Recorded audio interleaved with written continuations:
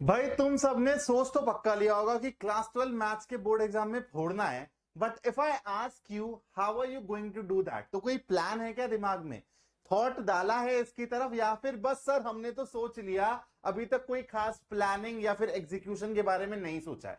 Then you need not to worry बेटा, ये video मैं आप लोगों के लिए बना रहा हूं। आपको ए टू जेड सारी क्लैरिटी मिलने वाली है। सिलेबस कैसे खत्म करोगे, कब तक कवर करोगे, कौन से इंपॉर्टेंट रिसोर्सेज को फॉलो करना है, सवाल किस टाइप से बेटा तुम लोगों को बनाने हैं, सारी चीजें तुम्हारे लिए मैं आज की वीडियो में शेयर करने वाला हूं तुम्हारे साथ। बस तुमको इस वीडियो को एंड तक देखना है और जो मैं बोलूं बेटा उसको बढ़िया से एग्जीक्यूट कर लेना। बस अगर तुम सिर्फ इतना कर लेते हो तो बेटा ये जो तुम्हारा टारगेट है ना, अचीव हो जाएगा बोर्ड एग्जाम 2026 में। तो चलो भाई, सबसे पहले मैं तुम्हारे सामने एजेंडा रखता हूं कि इस वीडियो के थ्रू तुमको क्या क्या चीजें जानने को मिलेंगी। सबसे पहले तो बेटा तुमको एक ओवरऑल पिक्चर में दिखाने की कोशिश करूंगा। एक ओवरऑल टारगेट हमारे दिमाग में रहना चाहिए, उसको कैसे अचीव करना है वो दिमाग में रहना चाहिए। फिर अपन लोग बेटा गोल्स और टारगेट सेटिंग करेंगे कि यार यहां तक मेरे हाफ ईयरली होंगे तो मेरे को इतना सिलेबस कवर करना है। फिर प्री बोर्ड्स के लिए क्या करना है, प्री बोर्ड्स के बाद क्या करना है, ये अपन लोग गोल्स और टारगेट सेटिंग में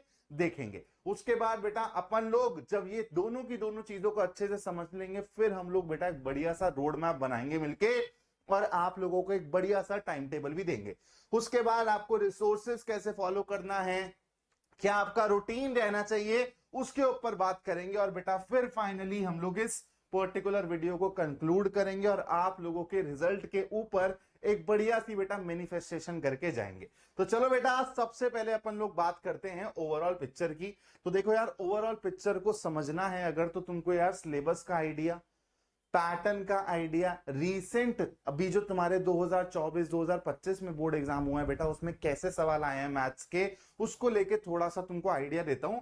फिर तुम लोगों को ओवरऑल पिक्चर कितनी मेहनत करनी है ना, उसका आइडिया लगेगा। तो बेटा ये रहा तुम्हारे सामने सिलेबस, ये 13 चैप्टर्स तुमको मास्टर करने हैं बचे हुए टाइम के अंदर। अब देखो यार, ये वीडियो कोई बच्चा शायद जून में देख ले, जुलाई में देख ले, अगस्त में देख ले, मैं कह रहा हूं अक्टूबर में भी देख लेगा ना, तो भी आप लोगों के लिए ये वीडियो यूजफुल रहेगी। बस मेरी हर एक बात को बहुत ध्यान से सुनना। ये 13 चैप्टर तुमको मास्टर करने हैं बेटा। जितना जल्दी तुम लोग पढ़ना चालू करोगे उतनी ज्यादा बेटर मास्टरी कर पाओगे। जितना कम टाइम रखोगे बेटा, मास्टरी भी शायद उतने अच्छे से नहीं होगी। अगर होगी भी सही तो तुमको बेटा 2 गुना 3 गुना एफर्ट मारना पड़ेगा। इसलिए start as early as possible. अब बेटा यहां पर जो 13 चैप्टर है ना, इसमें से मैं बता देता हूं कि एकदम आसान और बढ़िया बढ़िया चैप्टर कौन से हैं जो आपको बहुत आसानी से मार्क्स दे देंगे बेटा। अगर मैं इन दोनों चैप्टर्स की बात करूं, स्टार्टिंग में थोड़ा सा बेटा लगता है कि यार सर सवाल ना अजीब टाइप के हैं, समझ नहीं आ रहे, लेकिन once you get comfortable with them ना, तो आप इनको बहुत इजीली फोड़ लोगे बेटा। 8 नंबर यहां से आपके निकल जाएंगे। उसके बाद ये दोनों चैप्टर्स तो बेटा ऐसे चैप्टर्स हैं जिसको आप बोल सकते हो कि आपके सबसे गहरे मित्र बनेंगे, क्योंकि ये आपको बिल्कुल भी परेशान नहीं करेंगे। यहां से लेके यहां तक की जो कहानी है बेटा, नेक्स्ट 5 चैप्टर की, ये कैलकुलस के पोर्शन में आता है। यहां पर बेटा एफर्ट लगेगा। इसमें भी आपका जो ये वाला चैप्टर और ये वाला चैप्टर है, ये आपको कम परेशान करेगा, ये आपका ज्यादा बेटर दोस्त बनेगा। और इन दोनों की भी एवरेज वेटेज बेटा 10 मार्क्स की रहती है। और ये 3 चैप्टर्स जो कि 25 मार्क्स के रहते हैं बेटा, इनके लिए अपने को मेहनत करनी पड़ेगी। इन 25 मार्क्स के लिए we will have to genuinely भाई डू लॉट ऑफ क्वेश्चंस।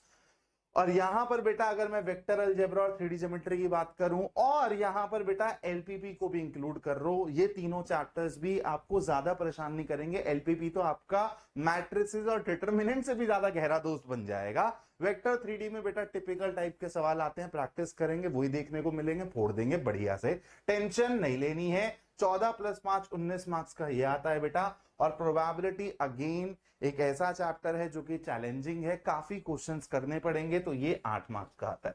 तो बेटा 25 और 8 ही जो 33 मार्क्स है ना, यहां से आप लोगों के देखो, अब मैंने यहां पर कुछ बातें लिखी थी कि भाई पैटर्न तो आप सबको पता है, सिलेबस भी पता है, लेकिन जो थर्ड पॉइंट है ना, ये सबसे ज्यादा इंपॉर्टेंट है। आपका पेपर का लेवल का डिफिकल्टी क्या रहता है ना बेटा, वो ये 33 मार्क्स ही डिसाइड करेंगे। जो बाकी बचे हुए 47 मार्क्स है ना, जो इजी कैटेगरी में डाले हैं वहां से वो जितना मर्जी चाहे बहुत मुश्किल सवाल नहीं बना पाएगा। कॉम्पिटेंसी में अगर वो टफ भी करना चाहेगा ना इन बाकी चैप्टर्स से 47 मार्क्स वाले चैप्टर से, तो आप लोग बना ही लोगे, आपको फंसा नहीं पाएगा। लेकिन ये वो 33 मार्क्स है जहां पर बच्चा फंस सकता है। जहां पर जैसे मान लो मेरे को तुम्हारा बेटा पेपर सेट करना है ना, तो मैं 33 मार्क्स को ही टफ करने की कोशिश करूंगा। तो आप लोगों को आसान चीजों को तो फोड़ना ही फोड़ना है, लेकिन ये भी दिमाग में रखना कि भाई यहां पर चैलेंजिंग चीजें आएंगी। और अगर आप टारगेट लेके चल रहे हो कि भाई मैथ्स के बोर्ड एग्जाम में फोड़ना है, सिर्फ पास नहीं होना, तो ये 33 मार्क्स बहुत अच्छे से मास्टर करने पड़ेंगे।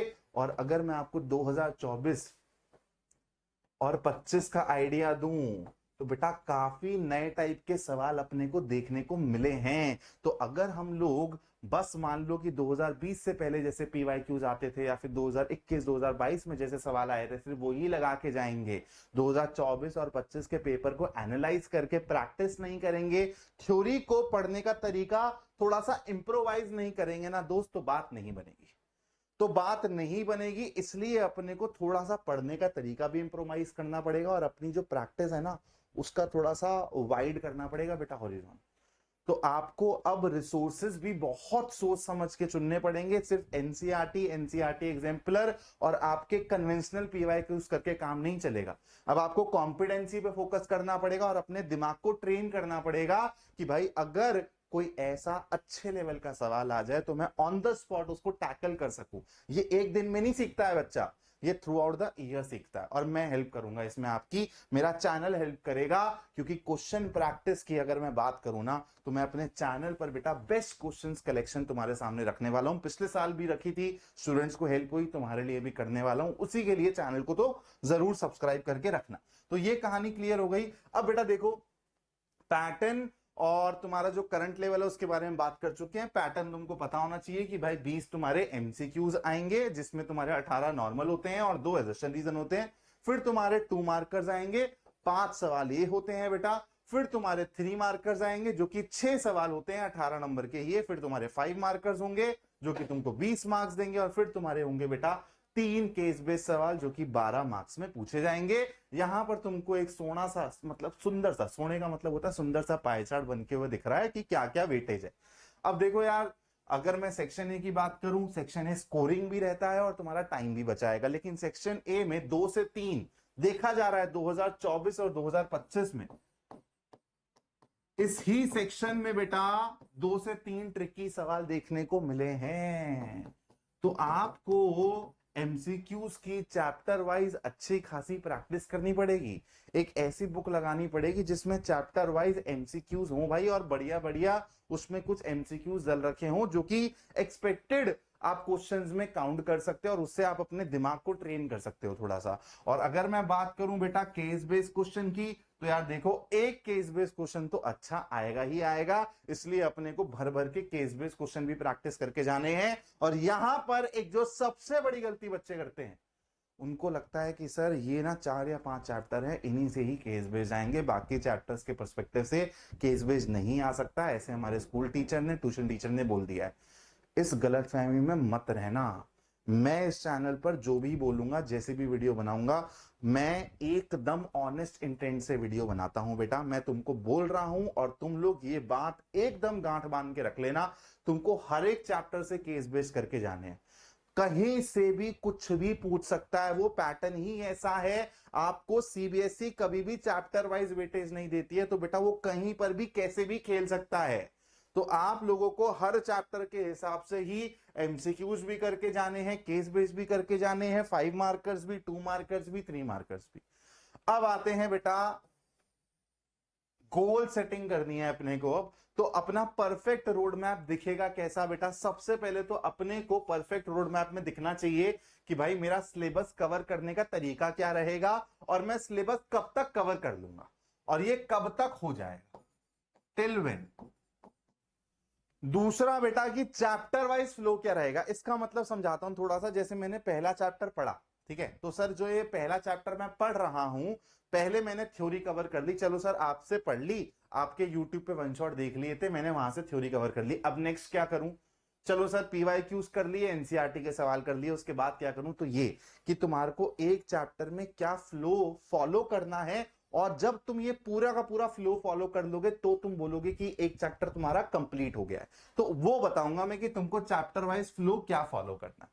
उसके बाद बारी आती है बेटा रिसोर्सेज की, कि अपने को कौन से रिसोर्सेज को यूज करना है। और उसके बाद नवंबर के बाद क्या करेंगे बेटा, नवंबर ना एक वो स्पेसिफिक मंथ है जहां, जिसको आप ट्रांजिशनिंग मंथ बोल सकते हो, जहां पर आपको फिर प्रैक्टिस पे ज्यादा फोकस और थ्योरी पढ़ने पे कम फोकस करना पड़ेगा।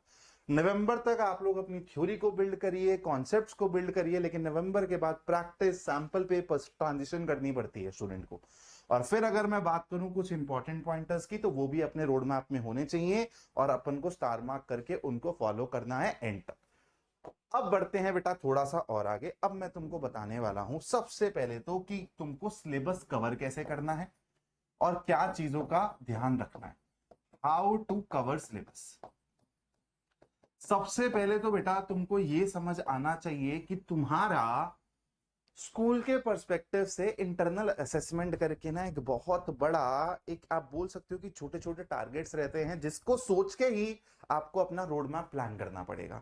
अगर मैं दोबारा बोल रहा हूं बेटा कि तुम इस वीडियो को कोई से भी मंथ में देख रहे हो, बस तुम लोग मेरी सारी बातों को ध्यान से सुनोगे ना, तो तुम कहीं से भी किसी भी मंथ से कम बैक कर जाओगे और फोड़ दोगे।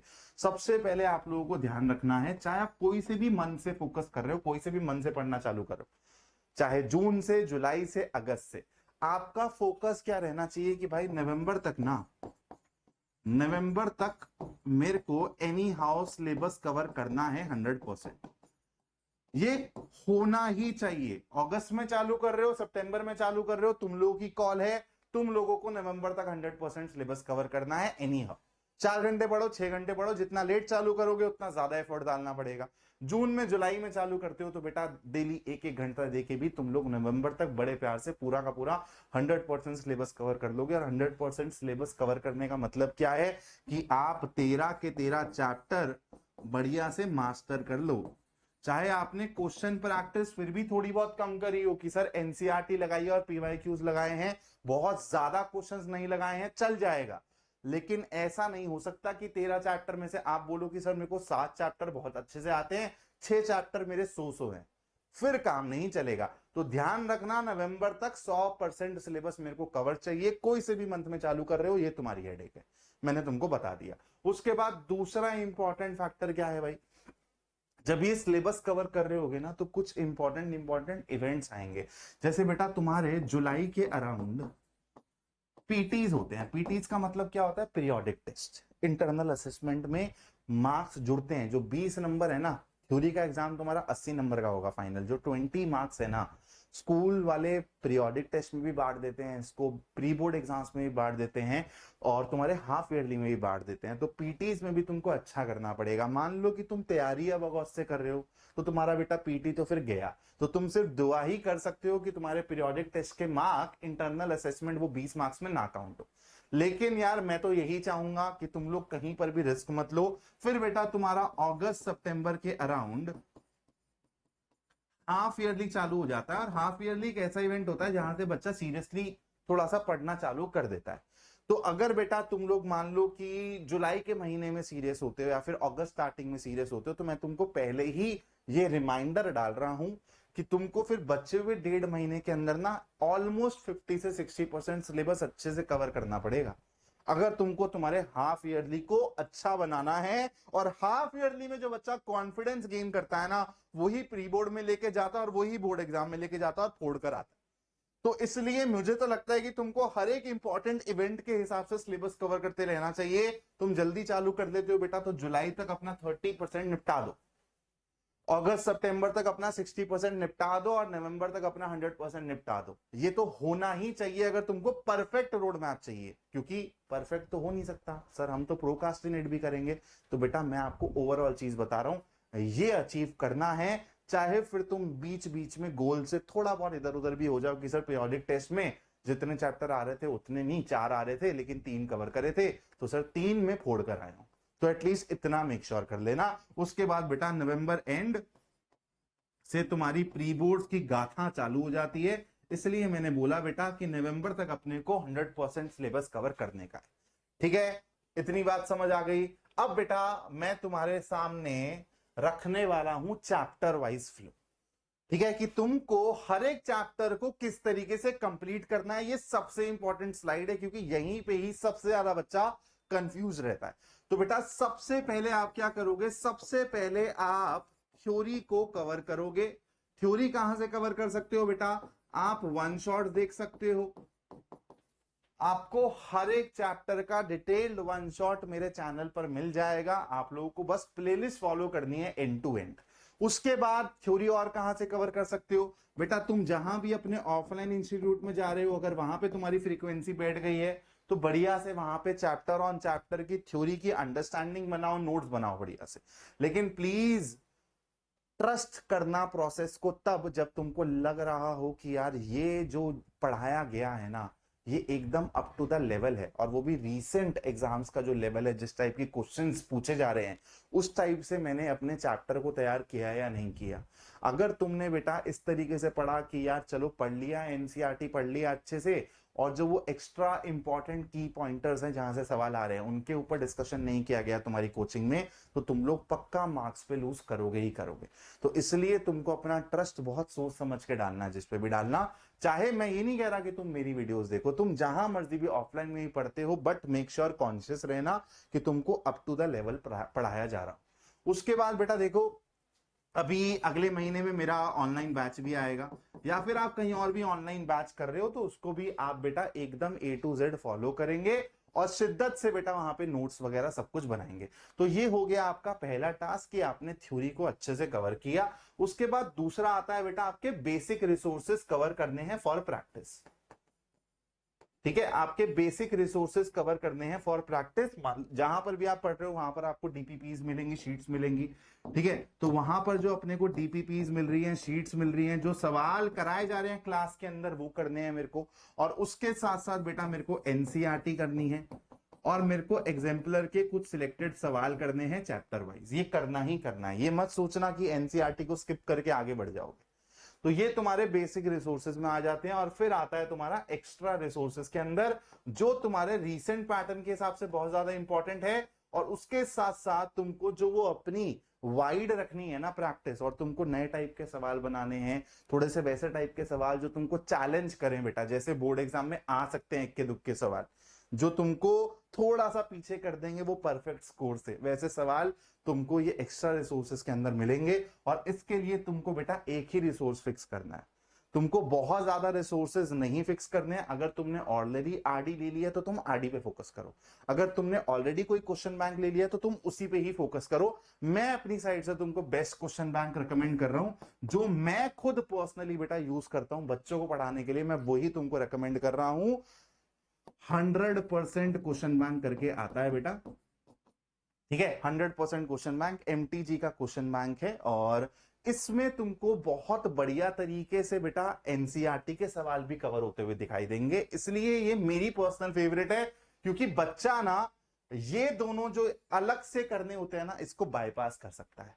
तो एक ही बुक के अंदर आपके बेसिक रिसोर्सेज का ये वाला सेगमेंट भी, और जो एक्स्ट्रा रिसोर्सेज मैंने बताया था कि यार आपको और ज्यादा क्वेश्चंस की प्रैक्टिस करनी है, पीवाईक्यूज भी आपको इसके अंदर मिल जाएंगे बेटा, आपको पीवाईक्यूज भी मिल जाएंगे, आपको इसमें एनसीईआरटी का हर एक सवाल मिलेगा।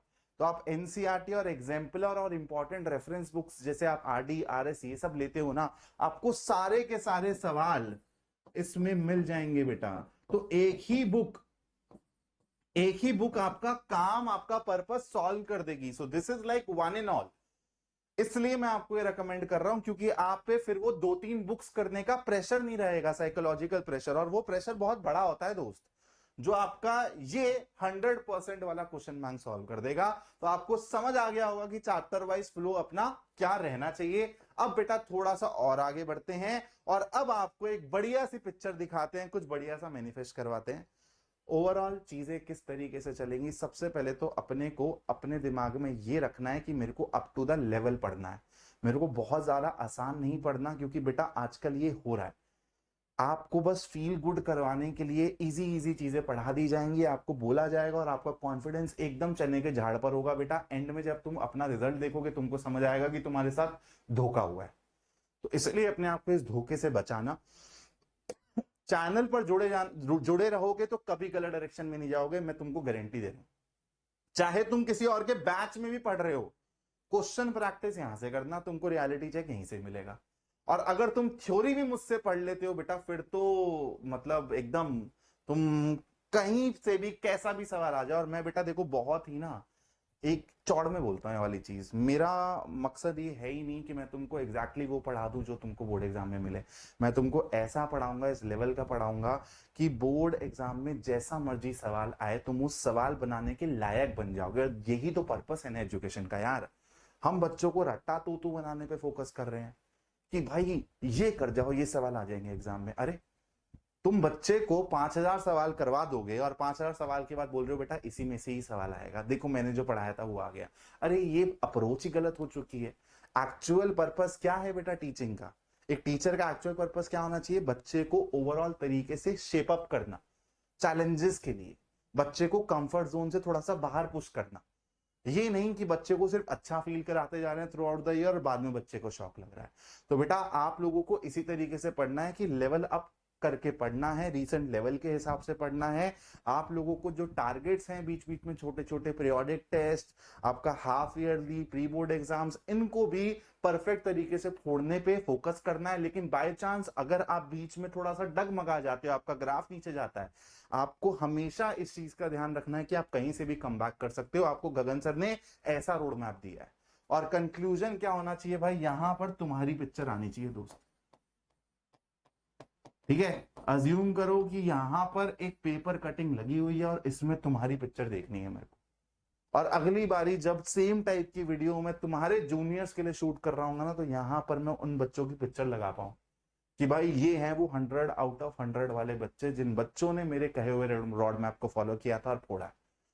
अब इसके अलावा आपको कोई भी डाउट है, कोई भी क्वेरी है दोस्त, आप लोग कमेंट बॉक्स में डाल सकते हैं। रिसोर्सेज से रिलेटेड मैंने सारी चीजें बता दी हैं आप लोगों को। 100% जो क्वेश्चन बैंक बताया उसका मैं डिटेल डिस्क्रिप्शन में भी शेयर कर दूंगा और पिंड कमेंट में भी शेयर कर दूंगा, वहां से आप उसको एक्सप्लोर कर सकते हो। Thank you so much for watching this video. जय हिंद दोस्तों।